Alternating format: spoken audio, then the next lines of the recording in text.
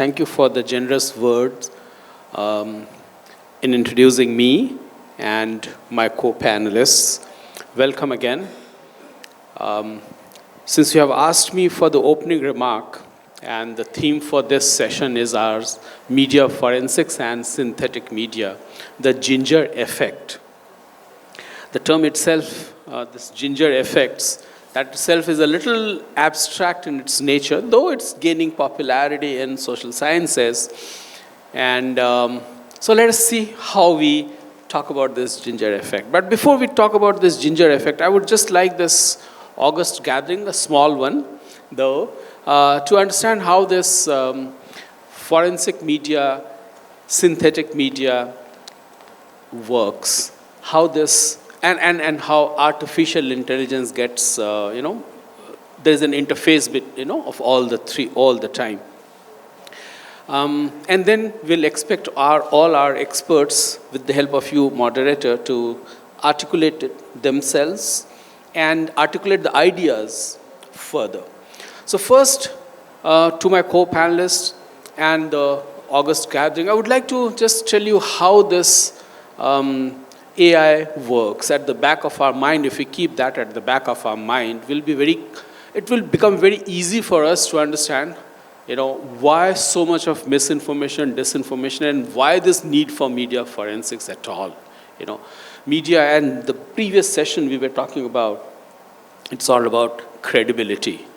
If there is trust, there is credibility. If we trust, and in Indian context especially, when we trust somebody, when we trust some institution, when we trust anything, anybody, anything, generally in Indian tradition, it's a unquestioned trust. We just surrender ourselves to that. That's our Indian tradition.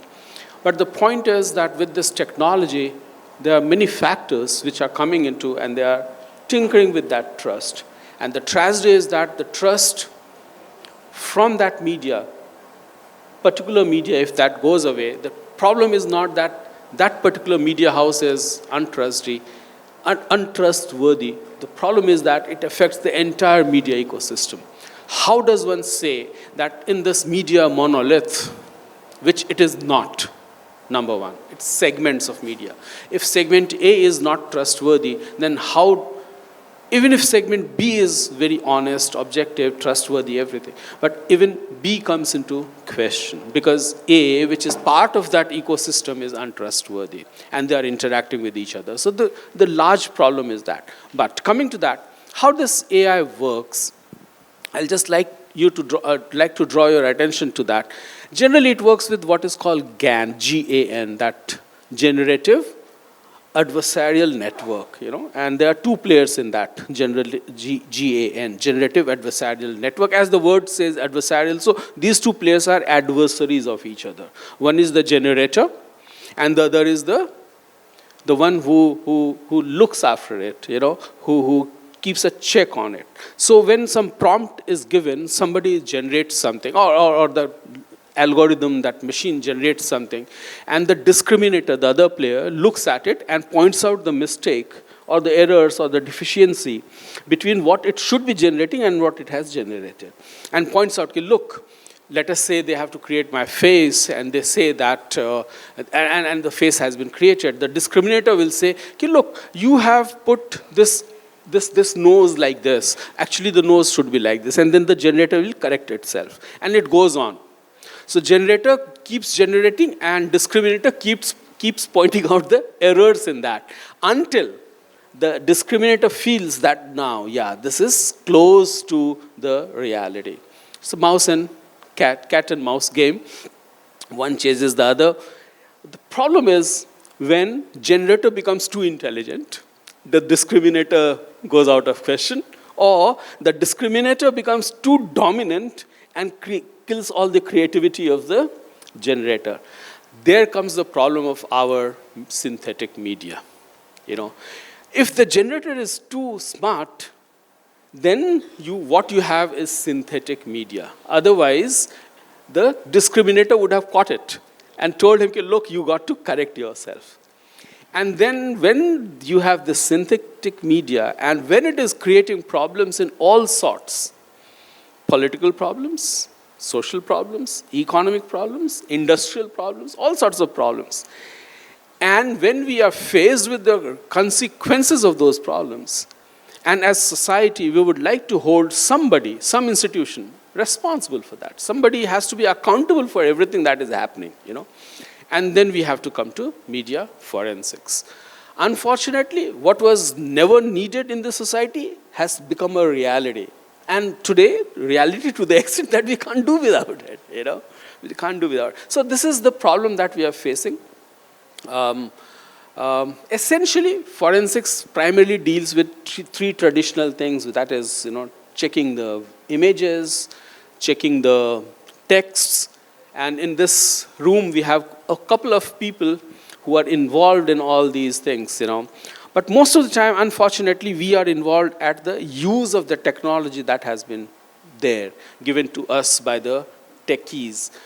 We are using Joydeep, sir,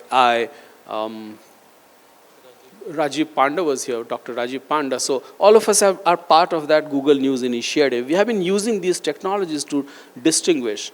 The problem is that despite doing all this, many, you catch 10 fish, but then 90 fish get away. This is my assumption. Though we are very active, this Google News network, if you look at, even as we are talking, there must be one of our members who has just put in something. Isn't it? It's so active. All of us are so active. But the point is that most of this synthetic media is circulated through social media. And social media, by its nature, reduces the data or the piece of information in regular language. It reduces it to such an extent, it compresses it to such an extent that a lot of the digital footprint that information has gets lost. Or actually it is eliminated because they have to keep it lighter. They have, size-wise, KB and MB that we talk about, they have to keep it size. Now, if those digital footprints, if they are eliminated, how do you check that? That becomes a problem. And then ultimately what happens, and this is what we do when we do the training, Joydeep Da and I and Manojan Panda, in the beginning we say that, look, we don't have a magic wand that you run like this and you say that this is synthetic, this is organic. There is no magic wand like that. There is no one single filter, no single sieve that you put your stuff on that and the original comes out. Ultimately, and that is the crux of our presentation, that's the crux of our discussion since morning, you have to use your journalistic skills, you have to use your common sense, the human. So that brings us down to that, what has been talked about since morning, use AI, use technology. Some people have used the term slave, some people have used the term as companion, some people, I would like to say that use it as a complementary supplement to your work that you are doing. Ultimately, you have to control that machine. You have to control the dialogue, the data dialogue, not the data should be dictating itself. Thank you very much for this opportunity. Let us hear from others, panelists.